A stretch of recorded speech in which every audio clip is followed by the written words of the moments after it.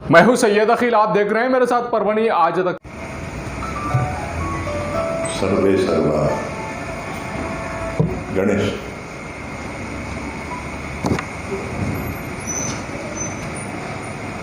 अजमल भाई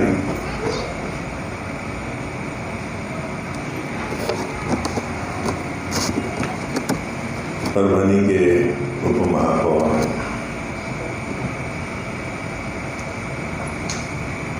गुल्लू दादा, अभय सम्राट, मराठी साहब, संस्कार की विभूति खान साहब, अनिल जी नरेडी, हमारी सारी बहनें, मंचासीन सभी पदाधिकारी, बहनें, भाई और बहनों, एक बार क्या हुआ कि कालिदास को ऐसा लगा कि मैंने 7 महाकाव्य लिखे। मैं एक मूर्ख आदमी था, पर किसी की कृपा हो गई और मूर्ख समझ करके सेनापति ने उनकी शादी राजा की लड़की के साथ करा दी। लड़की ने जब देखा कि महाविद्वान के बजाय महामूर्ख है, तो उसने प्रतिज्ञा की कि अगर सुबह तक इनकी जुबान से सरस्वती नहीं बोली तो मैं इनका भी और मेरा भी कत्ल कर लूंगी। तब आराधना, वंदना, साधना करते करते सुबह 4 बजे माता प्रसन्न हुई और कालिदास की जिह्वा पर त्रिशूल रख दिया और वो विद्वान बन गया। उसके बाद उन्होंने 7 महाकाव्य लिखे, रघुवंशम, अभिज्ञान, शाकुंतलम, मेघदूतम, जिन काव्यों का अर्थ एक आग पे लगाना कई पंडितों को मुश्किल जाता है। कई जगह गए, संवाद किया, परिसंवाद किया, चर्चा की, तो उन्हें ऐसा लगने लगा कि मैं बड़ा विद्वान हूँ, मैं बहुत बड़ा आदमी हूँ, मेरे जैसी कोई किसी को विद्या ही नहीं। तब वे घूमते हुए अलमस्त होकर के निकले, परभणी के पास में आए तो उनको प्यास लगी। एक कुआं था, उसके पास गए। एक महिला मावली, बुजुर्ग महिला, बूढ़ी सी महिला पानी निकाल रही थी। पूछा, माँ मुझे कुछ पानी मिलेगा? माँ ने कहा तू पहले अपना परिचय दे। उसे लगा मेरे जैसे कालिदास को कौन नहीं पहचानता, और ये कहती कि परिचय दे। अहंकारवश उन्होंने कहा मैं पथिक हूँ, घूम रहा हूँ। तो बोले इस संसार में, इस भूमंडल में केवल 2 पथिक होते हैं, पथिक, और वो 2 पथिकों में एक सूर्य है और एक चांद है, जो रोज समय पर उगता है, समय पर डूबता है। चांद भी समय पर उगता है, समय पर डूबता है, अमावस्या को दिखता नहीं, पूर्णिमा को पूरा दिखता है। तो संसार में तो केवल 2 ही पथिक हैं, तू कहाँ से तीसरा है? बोले पानी, उत्तर तो दे, मैं किसको पिला रही हूं? तो बोले मैं इस गांव का अतिथि हूँ। बोले अतिथि? इस संसार में दो ही अतिथि होते हैं। बोले कौन सा? एक युवान अवस्था जिसको हम जवानी कहते हैं, और दूसरा हमारी धन संपदा। ये दो अतिथि हैं। ये जवानी आपकी कब आई और कब चली गई पता नहीं चलेगा, और संपत्ति भी आपकी कब आई और गलत जरा सा किया तो कब जाएगी पता नहीं चलेगा। बोले पानी पिला। बोले पानी क्या पिलाऊं? तू बता तो तू है कौन? तो मैं बोले धीरजशील मनुष्य हूँ, धैर्यशील मनुष्य हूँ, क्षमाशील मनुष्य हूँ, मैं धीरज रखता हूँ। किसी ने कुछ भी कहा तो मैं सहन करता हूँ, मैं सहनशील हूँ। तब उस माता ने कहा इस संसार में दो ही लोग सहनशील हैं, जमीन भूमि, जिसको हम खोदते हैं, खरीदते हैं, उसमें कुछ पकाते हैं, बेचारी बोलती नहीं। कितनी भी कुदाले मारो, कितना भी नागर चलाओ, कितना भी पत्थर चलाओ, वो बोलती नहीं। और चिल्लाती नहीं। उसी तरह से दूसरा है वृक्ष। आम के वृक्ष को या किसी भी वृक्ष का फल पत्थर मारते हैं, तोड़ते हैं, गिराते हैं, लेकिन वो वृक्ष भी कभी ये नहीं कहता, तकरार नहीं करता, शिकायत नहीं करता, सहता है और तुम्हीं को फल भी देता है और छांव भी देता है। तो इस संसार में दो लोग सहनशील हैं। बोले अब तो भी तेरा परिचय बता। तो बोले मैं इस तरह का एक भटकने वाला, रोज नयापन लाने वाला, रोज कोई न कोई नई कल्पनाओं को जन्म देने वाला व्यक्ति हूं। तो बोले उगने वाले, बढ़ने वाले इस संसार में दो ही चीजें हैं। एक तो मनुष्य का नख काटते जाओ फिर भी बढ़ता है, और एक बाल कितनी भी कटिंग करो, चटपटी करो, लेकिन वो उग के ही जाता है। ये दो कभी रुकते नहीं, चरेती सतत चलने वाली ये दो चीजें। बता बोले तू कौन है, कब पानी मिलेगा? बोले मैं अब सच सच बताता हूँ, मैं यहाँ का वैभवशाली राजा का ये ऐसा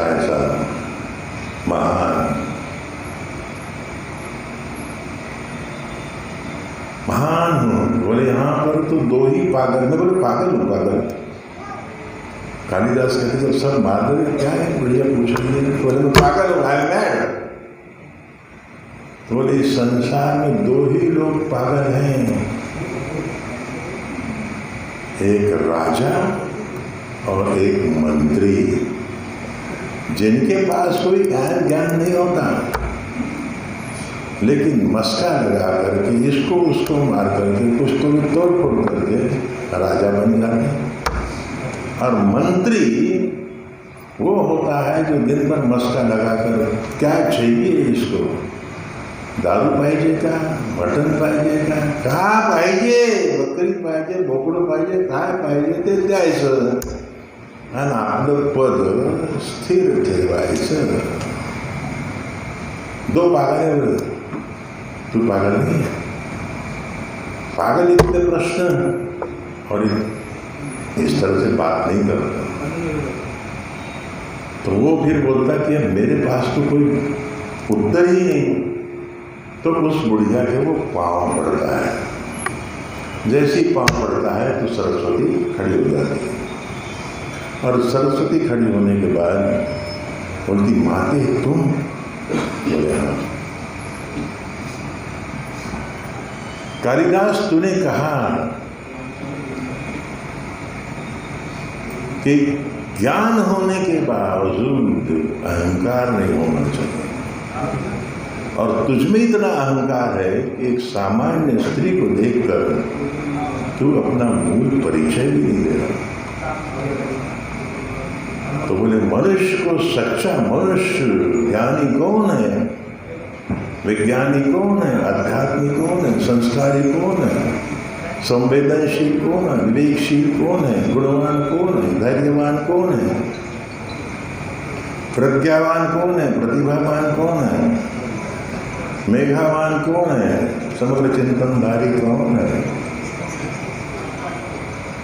तो समग्र चिंतनधारी मनुष्य की दो क्वालिटियां होती हैं।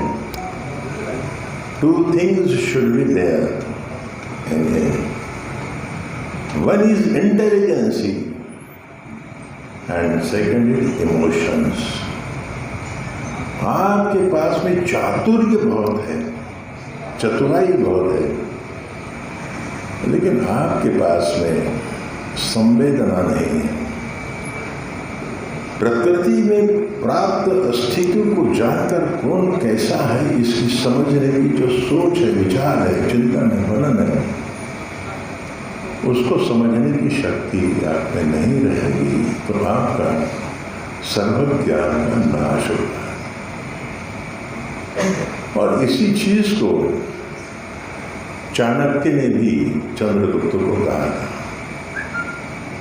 कि हे चंद्रगुप्त, जब तू राजा बन गया है या बन रहा है तो ध्यान रखना, अपने वालों से बहुत सावधान रहना, जो अपने हैं उनसे सावधान रहना, और जो नज़दीकी घर के लोग हैं उनके हितकारी मत बनना, नहीं तो मटिया मेट कर देंगे।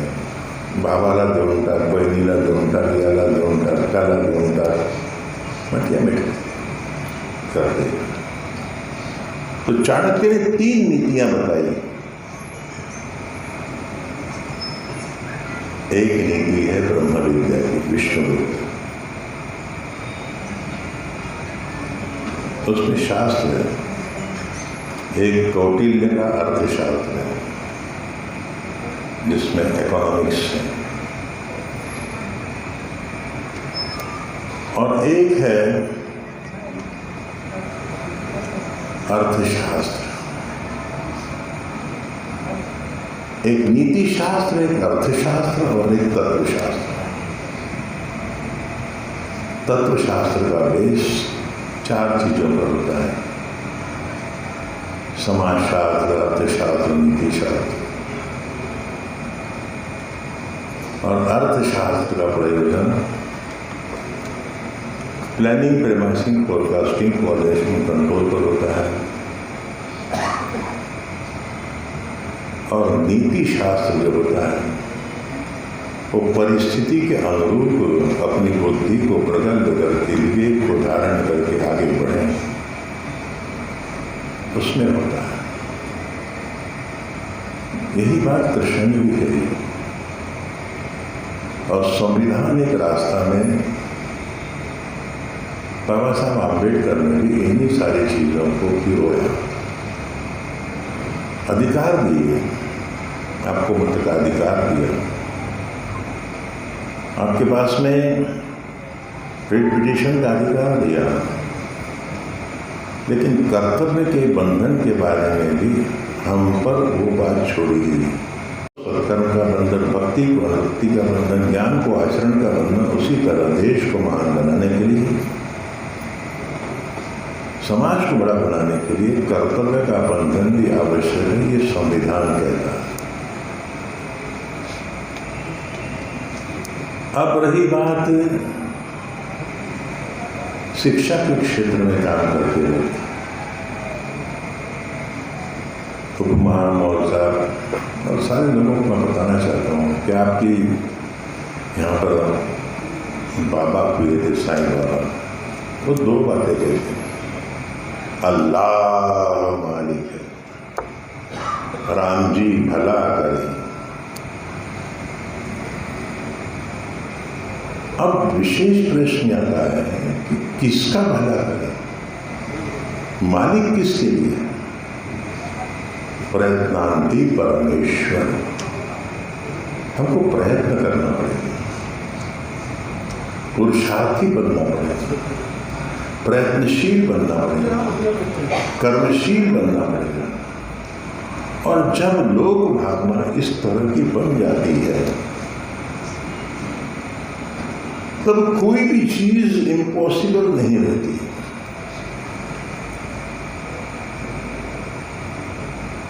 गांव करे सो राव न करे, और समाज करे सो को न करे। समाज इतना सशक्त होना चाहिए तो सब कुछ कर सकता है। मुझे एक बात की खुशी है, मैं इसलिए आया हूं कि अहमद भाई 2-4 बार बैठा है, मेरे तक क्षेत्र को देखा, उनकी इच्छा हुई कि मैंने वहां काम करना चाहिए आपके परवानी। मैंने उसका एक मॉडल बनाया, प्रयास है मेरा, अल्लाह मालिक है, श्रद्धा जरूरी, एक मॉडल बना। कई लोग प्रेरणा लेते हैं, कुछ करते हैं, तकलीफ आई तो पूछते हैं। और कल मैंने यहाँ पर आपके मराठी साहब से और लोगों से बातचीत की, और उन्होंने मुझे आश्वस्त किया कि यहाँ जमीन का जो प्रश्न है इसके बारे में निश्चित रूप से हम सोचते हैं, और हम भी कुछ लोग मिलेंगे और यहाँ काम करेंगे। मुझे ऐसा लगता है एक 35-40 एकड़ की भूमि अगर हो तो engineering college, pharmacy college, polytechnic college, MBA, MCA सब निकल सकता है। आपकी कभी इच्छा हो, जैसे ये काम व्यक्ति हमारे यहाँ पर आया था, देखा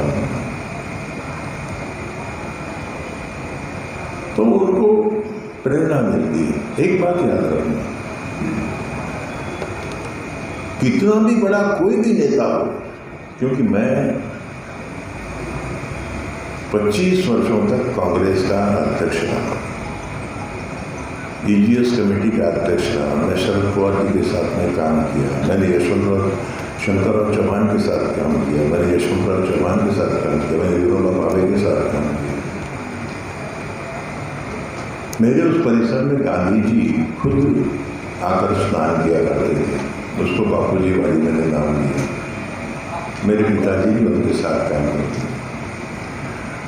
सबसे बड़ा सैक्रिफाइस मेरी माता ने किया, जो सारा सोना बेच करके उस जमीन को दिया जिसको गांधी जी चाहते थे।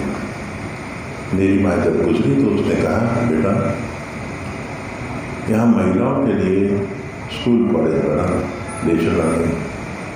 उस समय मेरी वो जमीन करीब 10 करोड़ रुपए की थी, आज से 35 साल पहले। शहर की भी है 20 एकड़ है, अगर मैं प्लॉट गिराता तो शायद उसमें करोड़ रुपए मिल गए। उसी के नाम से मैंने कॉलेज, मेरे 11 बिजनेस थे, मैंने उसमें सारा धन उसमें लगा दिया और उसको बड़ा करता गया। 2-4-5 साल में इतना बड़ा हुआ कि और कॉलेजेस बनते गए और काम होते गया। तो कृपा भी चाहिए। अब कृपा कब मिलती है? जब आपका उद्देश्य साफ हो, परहित का। परहित सरस धर्म नहीं भाई, परहित होना चाहिए कि मेरे को ये करना ही है। और परहितार्थ जो मनुष्य अपने जीवन को समर्पित करता है, चाहे वो गांधी हो, विनोबा हो,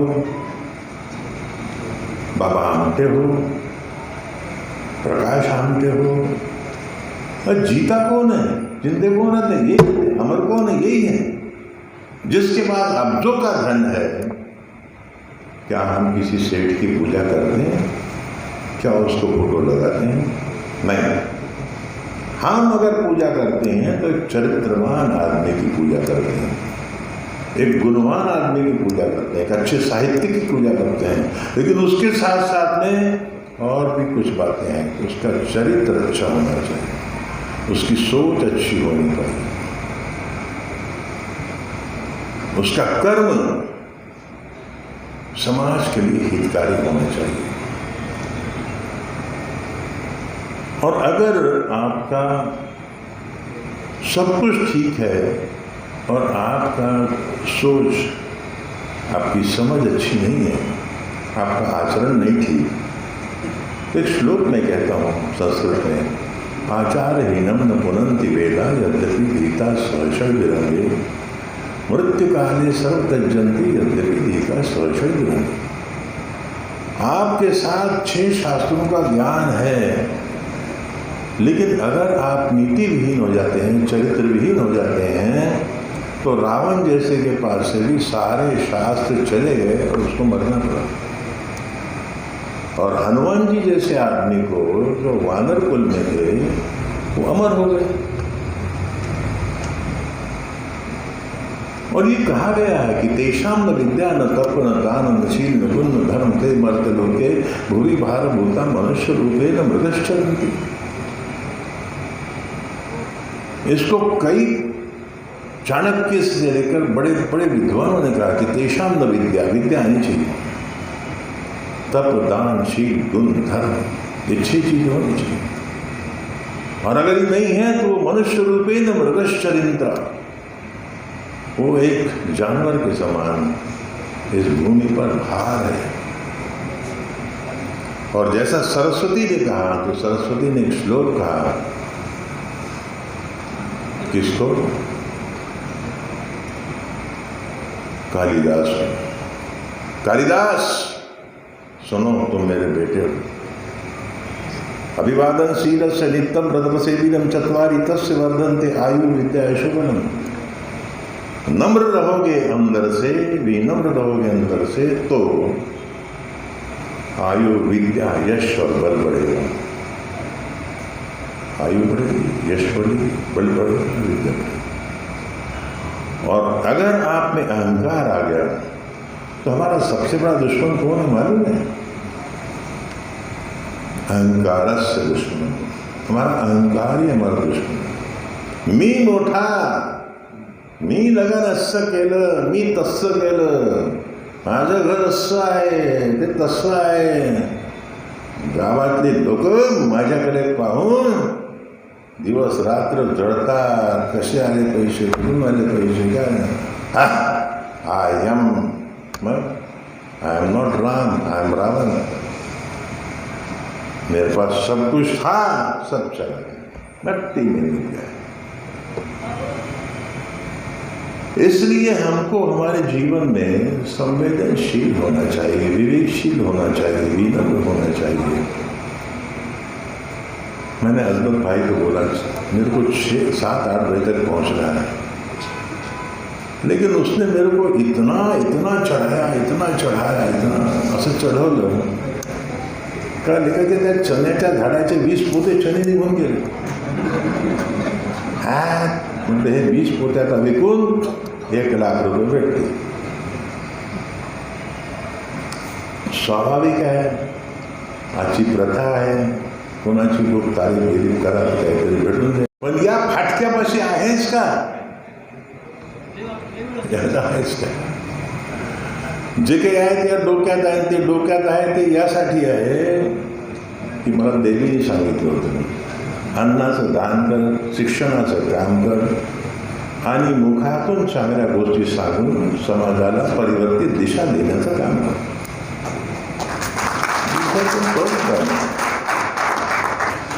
हे नाही सांगितलं की कोणाला दान द्यायचं, हे करायचं, दानही देतो। माझ्याकडे रोज 10-15 चित्रकूटचे इथले देशातले भिक्षुक येतात, त्यांना लोक हाकलायचे, मी दिवस पाहिलं। मी त्यांना माझ्या घरी सर्वांना खुलाया आले, त्यांना चहा पाणी, 1 कंबल, 100 रुपये। काल एक भिक्षुकाला म्हणे, माझं चित्रकूटला हवा नव्हतं, थोडं जास्त घेऊन टाक। हे काल आंधळे 11 आंधळे आले म्हणे आम्हाला अमरनाथला जायचं आहे, तुम्ही आमचं भाडं बंद करा, 11,000 रुपये घेऊन टाका.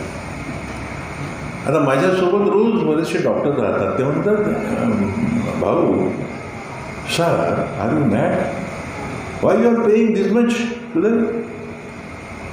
मी त्यांना सांगतो याचा अर्थ कायच माहीत आहे. हा भिक्षुक जो तुमच्याकडे आलेला आहे याचा अर्थ काय आहे? भिक्षुकान भिक्षंती वदंती ग्रहे ग्रहे. मागल्या जन्मात मी महान धनवान होतो, पण माझ्याकडे आलेल्या प्रत्येक दान मागणाऱ्या माणसाला मीच म्हटलं माझ्याकडे काही नाही, माझ्याकडे काही नाही. लेकाचे लागले इथून तिथून फिरते, फुकटात फिरते आणि बस पैसे मागते आणि पोट भरते. हा भागून जा पण. तो हे सांगायला आला आहे की मी भिक्षुक म्हणजे मी धनवान होतो, परभणीचा राजा होतो मी. माझ्याकडे खूप लोक पैसे मागायला यायचे, मदत मागायला यायचे म्हणजे होती, पण मी अहंकारात हे पळून जा देत नव्हतो. त्याच्यामुळे मी आता या जन्मात भिकारी झालो. आणि मी जी चूक केली आहे ती चूक तू दुरुस्त कर हे सांगायला तो इथं आलाय. भिक्षुकान भिक्षंती वदंती ग्रहे ग्रहे. भिक्षुका म्हणते मी माझ्या त्या काळात भिक्षा दिली नाही म्हणून मी गरीब झालो, मूर्ख झालो, हे तुला सांगायला आलो. आता सुधर आणि दान दे. आणि असं आहे म्हटलं वेदात म्हणून याचा अर्थ असाच आहे. म्हणजे तुमचे वेद शास्त्र हे ते आपल्याला सर्व काही आपलं तत्वज्ञान, आपले ऋषी, आपले मुनी. अरे आपण किती सहनशील आहोत. भारतासारखा सहनशील देश तरी आहे का? अफगाणिस्तानापासून तर हे पूर्ण एक युनायटेड. अरे वयम रक्षांचं पुस्तक वाचा, त्याच्यामध्ये हे ऑस्ट्रेलिया वगैरे भारताच्या मुलांना दिलेलं आहे रामाने. You purchase this book Vayam रक्षाम and with details the writer have given each and everything which can be calculated by everyone. Many times many people say that Ram Setu नाहीच आहे, नाहीच आहे, नाहीच आहे. जेव्हा नासाने सांगितलं राम सेतू आहे तेव्हा आपल्या डोक्यात बसलं राम सेतू आहे. या आमच्या गोष्टी आम्ही असंच उडवून देतो. काय का आहे की नाही काय नाही, कारण त्याचं कारण काय? आमची विचारशैली कशी आहे, दुसऱ्यांनी काहीतरी सांगावं आम्ही ऐकावं.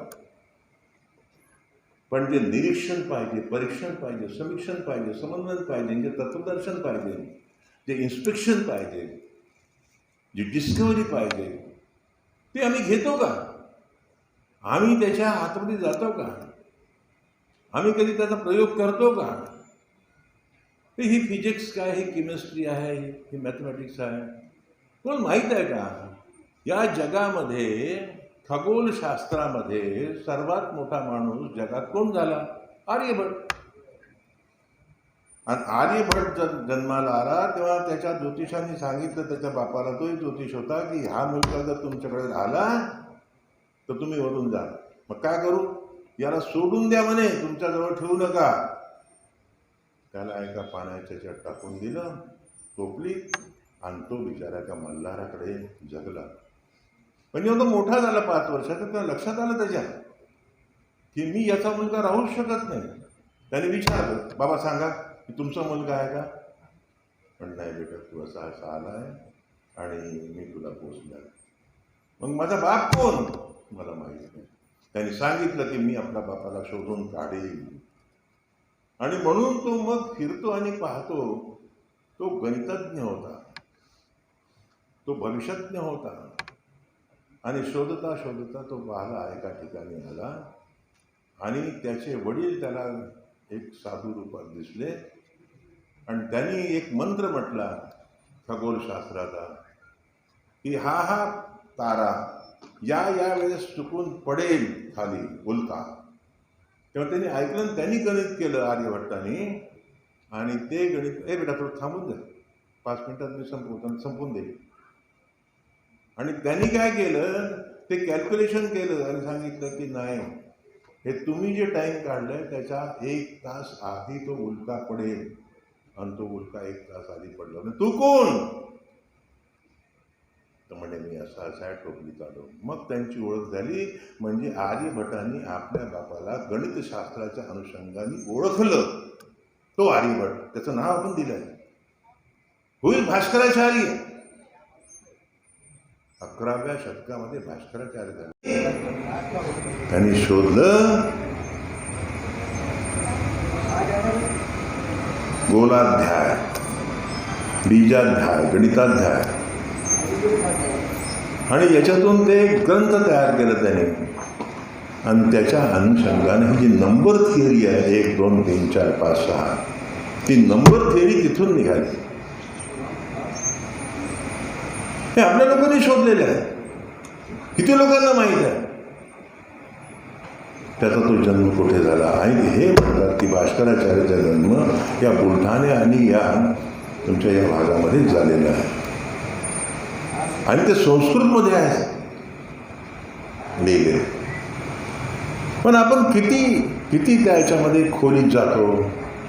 आपल्याकडे ज्ञान आहे पण रिसर्च माइंड नाही. आणि आपण बिलीव्ह कुठं करतो, ऐकिव्य, जे काही ऐकतो त्याच्यावर बिलीव्ह करतो. Never think that what is truth, what is true, what is false. So we should have a mind that everywhere we should think which is proper, which is improper. आणि आज या देशाची जर गती खराब झाली असेल तर हीच झाली आहे की आमचं जे अधिष्ठान आहे, आमचं अधिष्ठान होत आहे सत्याचं अधिष्ठान, सत्याचं अनुष्ठान, सत्याचं अन्वेषण, सत्याचं आविष्कार. म्हणजे हे सर्व काय वैज्ञानिक शब्द आहेत. आणि बाय धिस कोणता तारा कुठे आहे, कसा तो बसलेला आहे, काय करतो आहे, हे सर्व शोधण्याचं काम तुम्ही करू शकता. पण त्याच्याकरता आपण वळत नाही. आपल्याला इंग्रजी खूप चांगलं आलं पाहिजे. परभणीच्या लोकांना इंग्रजी चांगलं त्या पोट्ट्याला बोलता आलं पाहिजे.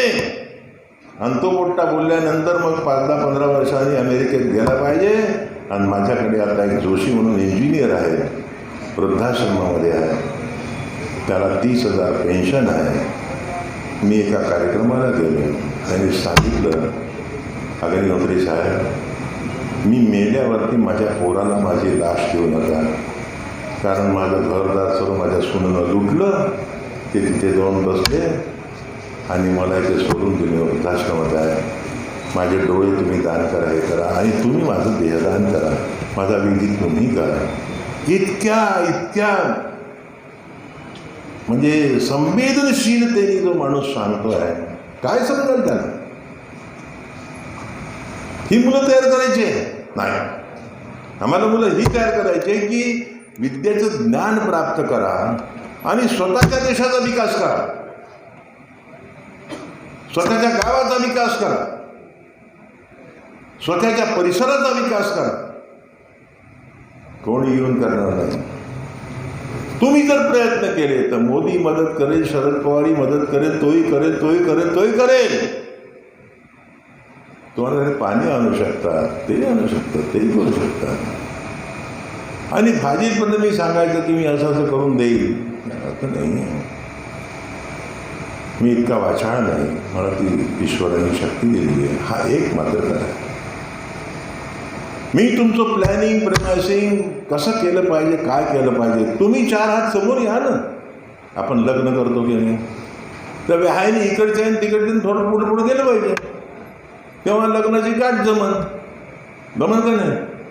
आणि यानं म्हटलं नवरदेवानं का मी इथंच उभा राहतो ठोंबाड्या, तर जमन का तिकडं काम नाही. दोघांनाही जवळजवळ यावं लागेल ना. तुझा एक पाय तर माझा एक पाय. आणि ही सामंजस्याची भाषा, ही विनयाची भाषा, ही समग्रतेची भाषा, ही जर आपल्या भाषी असलं तर भाषावानं विद्यावानं लभते ज्ञानम. त्याची भाषा चांगली असेल, वाणी चांगली असेल, बोली चांगली असेल, विनयशीलता असेल, लक्षात ठेवा त्याला 9 तऱ्हेचे आशीर्वाद मिळतात. आणि त्या 9 तऱ्हेच्या आशीर्वादात जे आपण वाणी म्हणतो, वाणी, त्या वाणीमध्ये शब्दांतर, कला, ज्ञान, विज्ञान, अध्यात्म, संस्कार, सभ्यता, संस्कृती, संवेदना, साहित्य आणि कृती याचे आशीर्वाद मिळतात. आणि मग ती साधना तुमच्या तोंडामध्ये, वाणीमध्ये वैखरीच्या रूपात असते. वैखरीची पैशंती मध्यमा परापरा. आणि ती बसली की मग तुमच्या बुद्धीमध्ये प्रज्ञा जागृत होते. म्हणजे जे कृष्णानं सांगितलं त्याची प्रज्ञा जागवली. प्रज्ञा जागृत झाली पाहिजे. प्रज्ञा झाली तर मेघा जागृत होईल. मेघा झाली तर प्रतिभा होईल. आणि प्रतिभा झाली तर सामर्थ्य होईल. आणि विचारशक्ती तुमची वाढेल. यालाच आपण दुसऱ्या साधारण शब्दात म्हणतो. साहित्यिक लोकांना आता एक पुस्तकाच्या परीचं साहित्य कोणा का भेटायचं तुझं पुस्तक केलं हे इकडे तुझं पुस्तक आपण नोकऱ्याच्या हां नोकऱ्या त्याला म्हणतात वाणीची प्रगल्भता. साहित्याची निर्मिती आणि प्रकृतीची सरलता.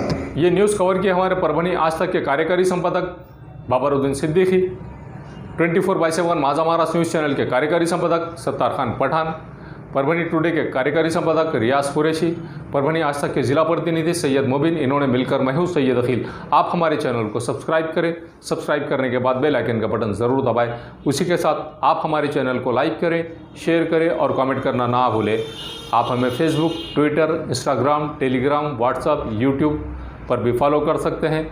आपको हमारी न्यूज़ किस तरह से लग रही है, पसंद आ रही है, आपके हमें कमेंट्स की बहुत ज़रूरत है। जब तक आप हमें कमेंट्स नहीं करेंगे हमें भी इत्मीनान नहीं होता है कि हमारे व्यूवर्स हमें कमेंट्स नहीं कर रहे हैं। आपके कमेंट्स हमारे लिए बहुत ज़रूरी है और बहुत मायने रखते हैं। मुझे दीजिए इजाज़त। जय हिंद।